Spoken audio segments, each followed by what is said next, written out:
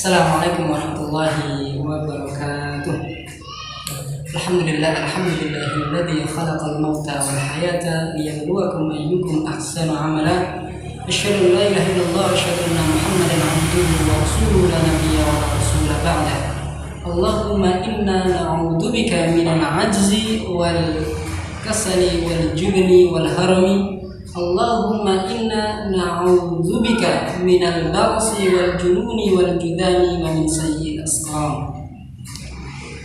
Kawan-kawan semuanya jamaah YouTube yang rahmati Allah, tiada kata yang pantas untuk kita haturkan kepada Allah Subhanahu wa taala melainkan rasa syukur kita atas nikmat yang telah diberikan pada kita, di mana hari ini banyak kawan-kawan kita, banyak saudara-saudara kita yang mungkin terbaring sakit.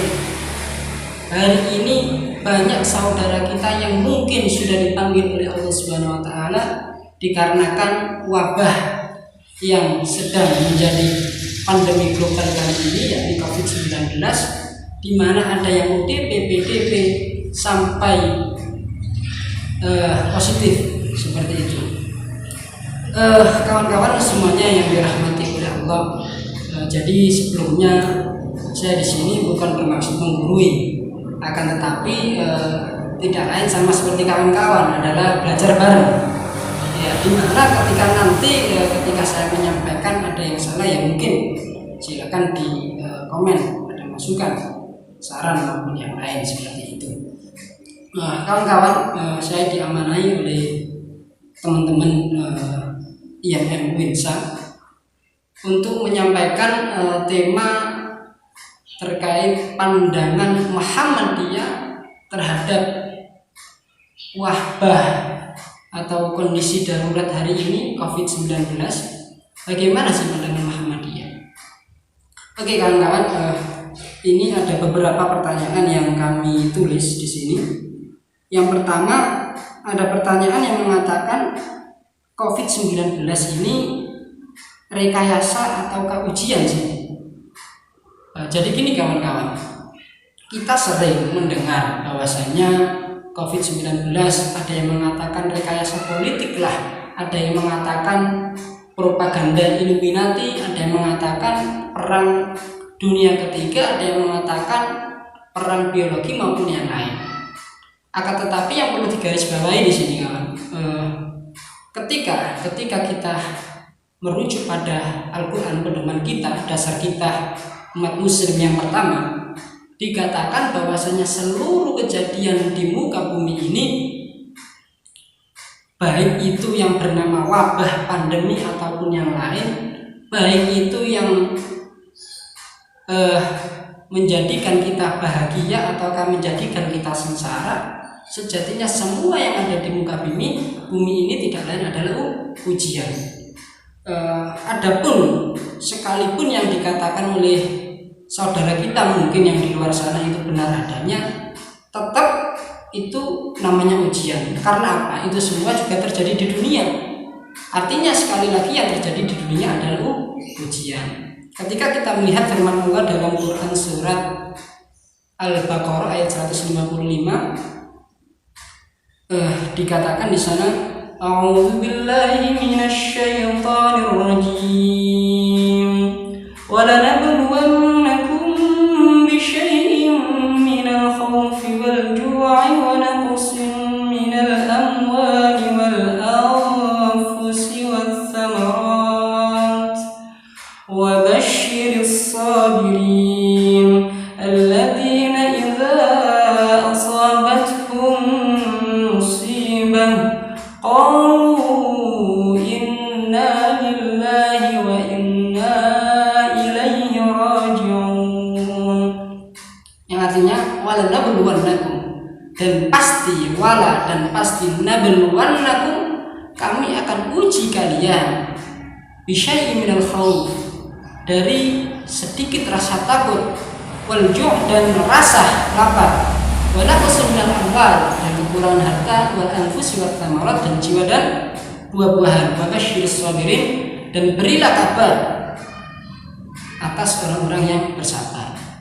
Lantas siapa sih orang yang bersabar itu? Alladzina idza asabathum musibah, yaitu orang-orang yang apabila tertimpa musibah, salah satunya yang sedang booming kali ini yaitu COVID-19. Alladzina idza asabathum musibah qalu inna lillahi wa inna ilaihi raji'un. Mereka mengatakan inna lillahi wa inna ilaihi raji'un. Sesungguhnya segala sesuatu itu datangnya dari Allah dan kepadanya lah semua pasti akan kembali. Kawan-kawan jamaah YouTube yang dirahmati oleh Allah, ketika kita melihat salah satu ayat di atas, di samping juga banyak ayat-ayat yang lain seperti dalam surat At-Taghabun, dalam surat Al-Anfal maupun surat Al-Baqarah sendiri ayat 195 yang senada juga mengatakan bahwasanya inti daripada segala sesuatu yang terjadi di muka bumi adalah ujian. Lantas ketika kita sebagai umat muslim, sebagai kader Muhammadiyah, sebagai kader Ikatan Mahasiswa Muhammadiyah, maka apa yang perlu kita lakukan? Ya ini sesuai pedoman. Tentunya yang pertama adalah ikhtiar. Ikhtiar itu apa? Ikhtiar adalah nama lain dari usaha. Ikhtiar semaksimal mungkin. Dengan cara apa? Tentunya ketika kita mungkin minim keilmuan agama, minim keilmuan medis, ya maka solusi yang terbaik tidak lain dan tidak bukan adalah mengikuti apa kata para ulama. Ketika kita ngomong Muhammadiyah, maka ketika ngomong hal keagamaan kita ikut majelis tarjih, mematuhi apa yang dikatakan oleh majelis tarjih para pimpinan pusat kita, seperti itu. Dan tentunya apa yang dikatakan oleh para ahli medis itu kita lakukan, itu sebagai langkah ikhtiar kita. Tentunya bukan hanya berhenti di ikhtiar, akan tetapi kita juga disunahkan, dianjurkan untuk berdoa. Di antaranya seperti tadi, Allahumma inna na'udzubika minal barasi wal jununi wal judami wa min sayyi'il asqam. Setelah ikhtiar dan doa sudah kita lakukan, baru yang terakhir apa, yaitu tawakal. Kita pasrahkan semuanya kepada Allah, apapun hasilnya itu yang terbaik bagi kita. Tapi yang perlu digarisbawahi kawan-kawan, tidak sedikit-sedikit tawakal, tidak sedikit-sedikit pasrah. Yang dinamakan tawakal dan pasrah itu setelah ikhtiar dan usaha. Mohon maaf, setelah ikhtiar dan doa. Bukan tiba-tiba kita tawakal tanpa ada usaha, tanpa ada doa. Seperti itu. Ini juga ada pertanyaan gini kawan. Bagaimana ketika ada orang yang terkena wabah COVID-19 lantas ia meninggal, bagaimana hukumnya? Maka sesuai dengan hadis, bagi orang yang meninggal karena wabah, karena sakit perut, karena tenggelam, dan karena berjuang dan berjihad di jalan Allah, maka ia mati syahid. Ya, jadi itu mati syahid. Selanjutnya ini ada lagi pertanyaan, bagaimana bagi medis yang berjuang di garda terdepan dalam rangka menanggulangi COVID-19 ini? Bagi mereka bernilai ibadah dan dikatakan juga berjihad di jalan Allah Subhanahu wa taala. Berjihad tentunya dengan keilmuannya, dengan ilmu medisnya. Dan ketika ia meninggal, maka ia juga sama dihukumi sebagai syahid di jalan Allah. Selanjutnya, bagi pekerja luar gimana mas? Bagi pekerja di luar rumah gimana mas? Jadi bagi kawan-kawan pekerja, saudara-saudara, bapak ibu, semuanya yang mungkin hari ini kalau tidak bekerja maka anak istri itu tidak bisa makan, dan ketika tidak bisa makan maka otomatis lapar, dan ketika lapar itu terus-terusan akan mungkin menimbulkan kematian.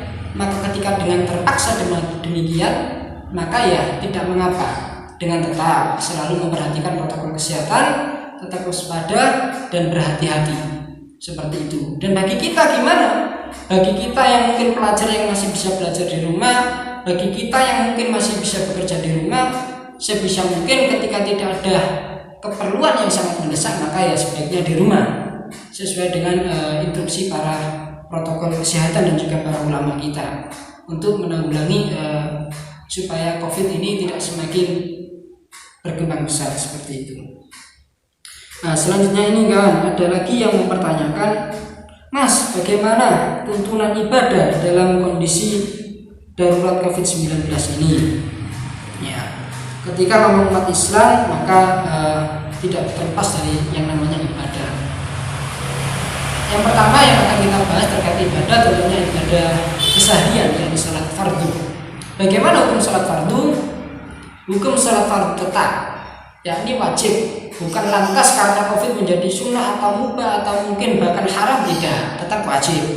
Hanya saja yang awalnya mungkin selama ini kita kerjakan di masjid karena lebih baik di masjid, khususnya bagi laki-laki, ketika dalam kondisi darurat maka kita menuju ke sunnah Nabi ketika dalam keadaan kondisi darurat, ini dilakukan di rumah.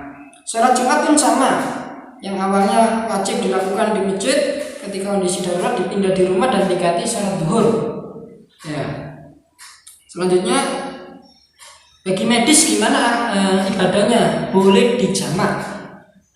Sholat jamak adalah sholat yang digabungkan. Digabungkan sholat dengan digabungkan maksudnya seperti apa? Zuhur dengan asar, maghrib dengan isya. Zuhur dengan asar yang dilakukan di waktu zuhur namanya jamak takdim. Zuhur dan asar yang dilakukan di waktu asar namanya jamak takhir. Nah, ini merupakan rukhsah bagi para tenaga medis. Demikian. Selanjutnya, apakah boleh dikosor, Mas? Tidak boleh, karena kosor atau ringkas hanya boleh dilakukan bagi ia yang musafir. Selanjutnya ada lagi pertanyaan, apakah tetap adzan? Tetap, ya, walaupun di masjid tidak ada sholat jamaah, tetap diadakan adzan. Lafaz hayya 'alas shalah diganti menjadi shollu fi buyutikum sebagaimana dikatakan dalam hadis, atau juga bisa diganti dengan shollu fi rihalikum. Oke, jadi demikian kawan-kawan. Selanjutnya, nah ini yang tidak kalah heboh. Mas, ada yang berpendapat sholatnya harus tetap di masjid, tapi dengan cara direnggangkan. Yang mungkin ketika kondisi normal kita merapatkan shaf, akan tetapi ketika kondisi darurat tidak harus di rumah, tapi cukup dengan direnggangkan. Ada yang mengatakan 1 meter, seperti itu. Gimana Mas? Oke, maka kalau saya pribadi gini, yang pertama, ketika kita melihat dalil baik dari Al-Quran maupun dalam sunnah atau dalam hadis, tidak ada satupun dalil yang mengatakan perintah sholat untuk direnggangkan. Akan tetapi ada yang berpendapat, Mas, ada salah seorang tokoh juga yang berpendapat bahwasanya sholat boleh direnggangkan. Dia juga menggunakan kaidah-kaidah fikih. Maka gimana? Maka monggo, boleh. Ya, boleh. Tapi ya itu tadi, kalau saya pribadi, kalaupun itu sama-sama boleh, baik dari segi fikih, kalaupun sama-sama boleh, maka kita lihat. Ketika kita melihat kaidah darul mafasid aula min jalbil masalih, meninggalkan mudarat lebih utama daripada mendatangkan maslahat, maka kita lihat antara menghindari darurat dengan cara sholat direnggangkan dengan menghindari darurat dengan cara sholat di rumah. Kira-kira kawan-kawan jamaah YouTube ya, kira-kira madaratnya lebih kecil yang mana antara keduanya tersebut? Dan kalau saya pribadi dan juga mungkin kawan-kawan yang melihat video YouTube ini ya, mungkin kita memilih sholat di rumah karena tentunya madaratnya lebih kecil. Oke, selanjutnya ada yang bilang, Mas, sholat di rumah kan bukan sunnah. Ya, jadi gini kawan-kawan, kita sholat di rumah bukan berarti kita tidak ikut sunnah, justru kita mengikuti sunnah karena sholat di rumah ada dalilnya. Ya, artinya apa? Kita mengikuti sunnah ketika dalam kondisi normal itu kita melakukan di masjid, sementara dalam kondisi darurat seperti COVID ini kita juga mengikuti sunnah. Sunnah Nabi ketika dalam kondisi darurat adalah melaksanakan sholat di rumah. Ya, jadi kita justru lebih mengikuti sunnah. Seperti itu. Oke, ya kawan-kawan, ini ada lagi ungkapan ya, mungkin tidak asing bagi kita. Allah Subhanahu wa taala pernah berfirman, "A'udzubillahi minasyaitonirrajim, ya ayyuhalladzina amanu atti'ullaha wa atti'ur rasul wa ulil amri minkum." Yang artinya, wahai orang-orang yang beriman, taatlah kalian kepada Allah dan Rasul dan ulil amri minkum. Ketika kita tanya siapa ulil amri adalah pemimpin, siapa pemimpin kita? Ketika kita melihat Indonesia, maka pemimpin kita adalah pimpinan ormas. Ketika kita bagi yang warga Muhammadiyah, maka ketika ngomong keagamaan, maka yang kita ikuti adalah pendapat majelis tarjih. Ya, seperti itu. Terlebih bagi kita pimpinan ya, ketika kita punya pendapat pribadi, monggo, tapi jangan sampai disampaikan ke umat, karena umat akan justru menjadi bingung, akan menjadi terumbang-ambing akan pendapat pribadi kita, di mana pendapat pribadi kita dengan pendapat pimpinan pusat berbeda dan kita sama-sama menyebarkan, maka umat yang di bawah, yang di akar rumput akan menjadi bingung dan semakin terumbang-ambing. Karenanya layaknya kita khususnya sebagai pimpinan, maka kita amalkan ini, atiullah wa atiur rasul wa ulil amri minkum. Maka kita taat pada ulil amri, pada pimpinan kita, dengan cara minimal kita tidak menyebarluaskan pendapat pribadi kita, sekalipun itu kita yakini benar, seperti itu.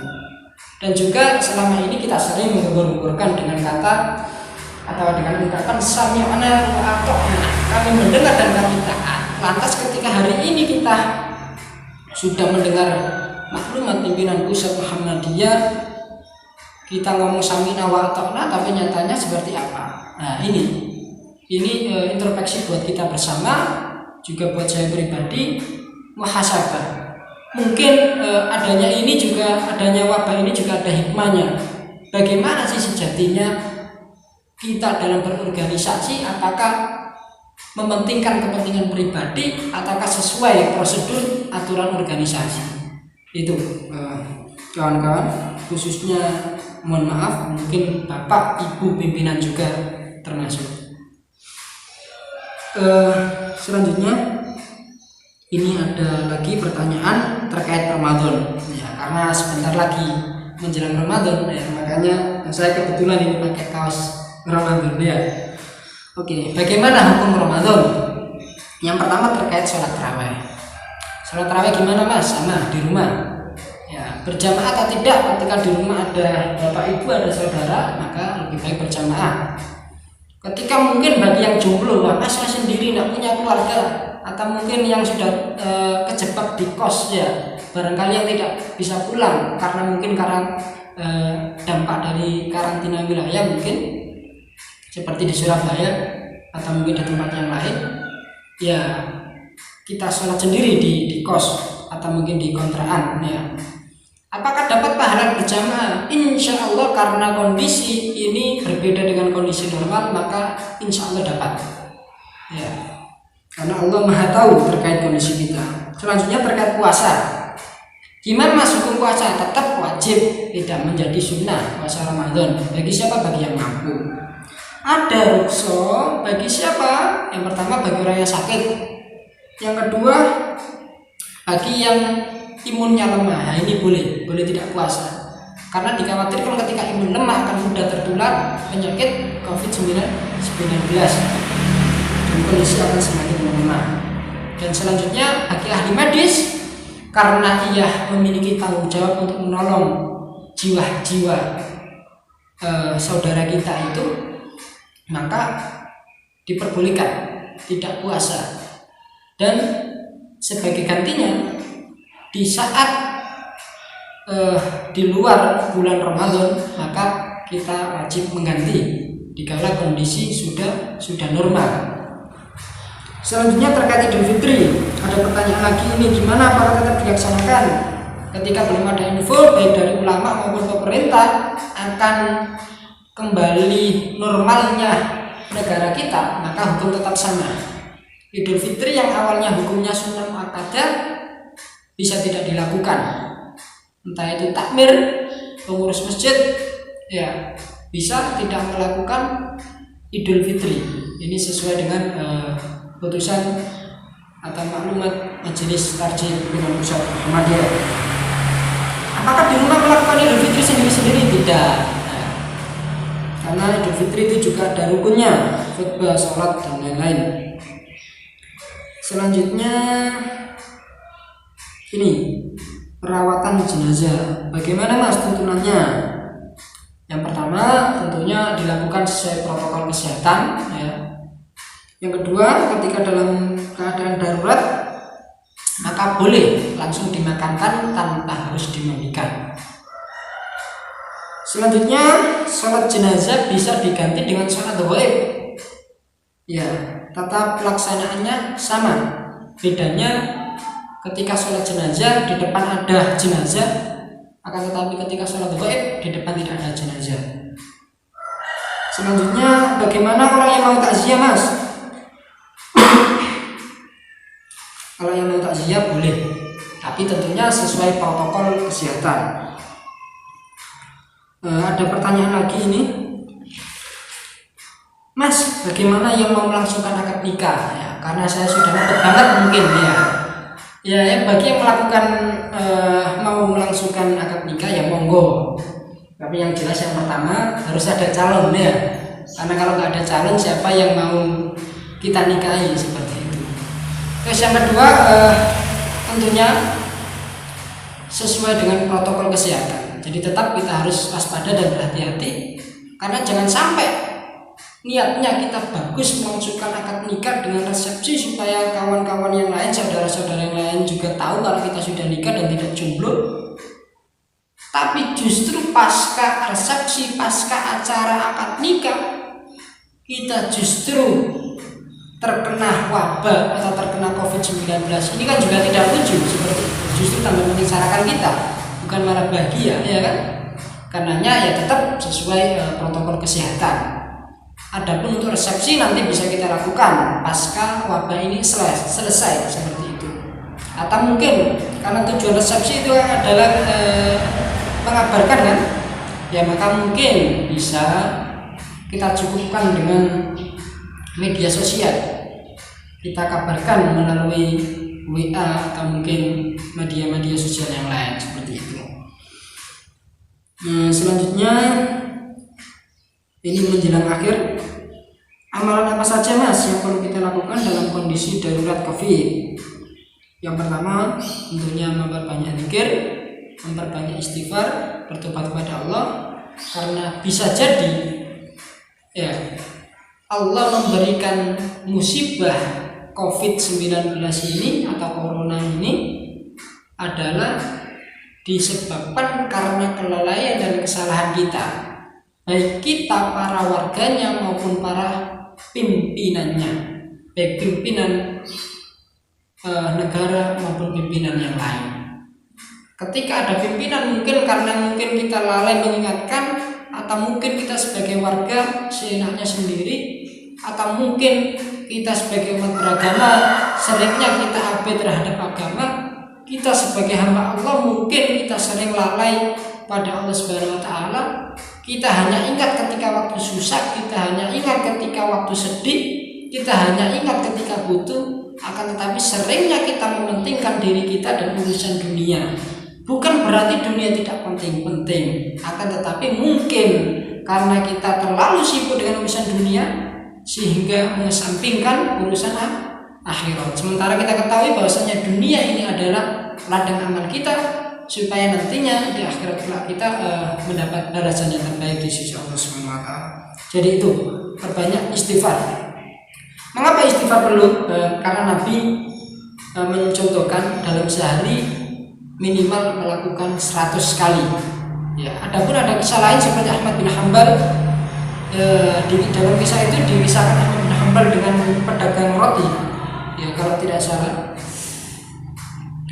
Karena seringnya istighfar yang dilakukan oleh pedagang roti ini, yang secara akal, secara nalar sangat mustahil pedagang roti orang bawahan yang bertemu dengan Ahmad bin Hanbal, ulama besar, tokoh besar. Akan tetapi mengapa mereka bisa bertemu? Mengapa Ahmad bin Hanbal sampai melangkahkan kakinya dari tempat asalnya ke tempat pedagang roti tersebut tidak lain adalah karena istighfar, seringnya istighfar pedagang roti tersebut. Karena mungkin barangkali dengan istighfar kita ini wabah corona cepat usai dan pergi dari negara kita khususnya Indonesia. Selanjutnya yang terakhir, amalan yang harus dilakukan adalah memperbanyak doa kepada Allah. Salah satunya adalah Allahumma inni a'udzubika minal barasi wal jununi wal judami wa min sayyi'il asqam. Ya Allah, aku berlindung kepadamu dari minal baras, dari penyakit belang, wal jununi dan penyakit gila, penyakit gendeng, wal judami dan dari penyakit lepra, wa min sayyi'il asqam dan dari segala penyakit yang membahayakan diri kita atau menyengsarakan diri kita, termasuk corona di dalamnya. Demikian yang dapat saya sampaikan. Terakhir saya berpesan pada kawan-kawan, saudara-saudara sekalian, selagi masih bisa belajar dan bekerja di rumah, maka lebih baik di rumah dan tidak keluar manakala tidak ada keperluan yang sangat besar. Dan bagi bapak ibu, saudara-saudara yang tidak bisa meninggalkan pekerjaan, karena kalau tidak bekerja maka anak dan istri tidak bisa makan, maka mudah-mudahan Allah Subhanahu wa taala senantiasa memberikan kesehatan dan keselamatan kepada Bapak Ibu sekalian, dan tetap waspada dan berhati-hati. Mudah-mudahan kita semua terhindar dan terbebas dari COVID-19 ini. Akhirnya tetap waspada dan jangan panik.